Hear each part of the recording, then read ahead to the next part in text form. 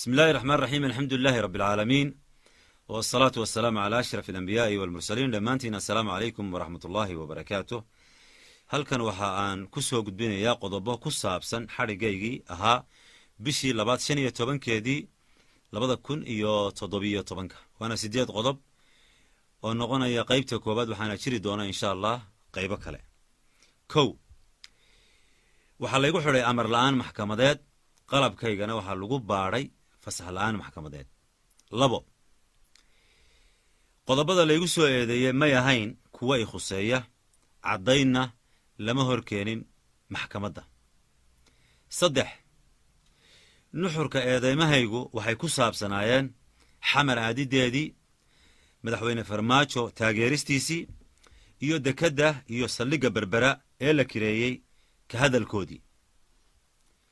afar, xeeraalinta iyo boolisku waxay maxkamadda caddaymo ahaan u hor keeneen muuqaalada aan daljirka dahsoon ee magaalada xamar farxadda kula wadaagayay walaalahay doorashada madaxweyne farmaajo kadib, iyo sawirro aan muqdisho ku galay oo aan iyagana facebookayga ku baahiyey.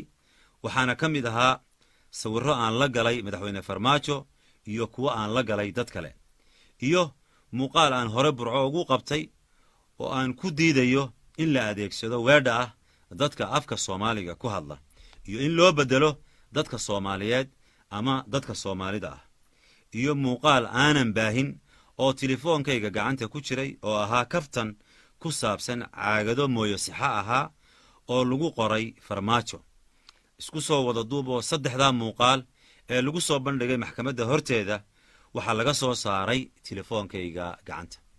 5, wax la xidhiidha Soomaaliya ayaa laygu soo eedeeyey, halka xeerka ciqaabta lay cuskaday uu ahaa kii Soomaaliya. 6, garsoorahay xukumay waxa uu u sheegay warbaahinta in dhegaysiga maxkamaddaydu ahaa 3 maalmood oo min 9 saacadood ah. taasina may dhicin, ee waxa uu ahaa dhegaysigaygu 2 maalmood oo min 2 saacadood ilaa 3 saacadood ah, iyo maalin in ka yar 30 daqiiqo oo lagu dhawaaqay xukunka.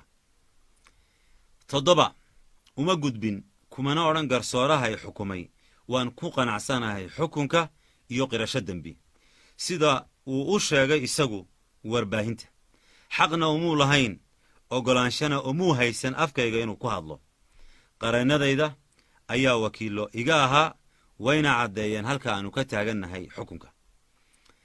qodobka u dambeeya ee 8aad, guddoomiyaha maxkamadda sare xukunkayga kadib waxa uu warbaahinta u sheegay eedaymo ka duwan kuwii ay xeer ilaalintu igu soo eedaysay, sida dalalka jaarka ah ayuu cabdimaalik ku kicinayay dadweynaha. guddoomiyuhu sidoo kale dacwad aanu garsoore ama goobjooge ka ahayn ayuu yidhi coldoon dembi baa ku caddaaday. intaa waxaa u dheer inuu ahaa kii loo soo rafcaansan lahaa, ee ahaa inuu dib u eego inaan caddaalad helay iyo in kale. allah mahad leh, waad mahadsantihiin. wassalaamu calaykum waraxmatullahi wabarakaatu.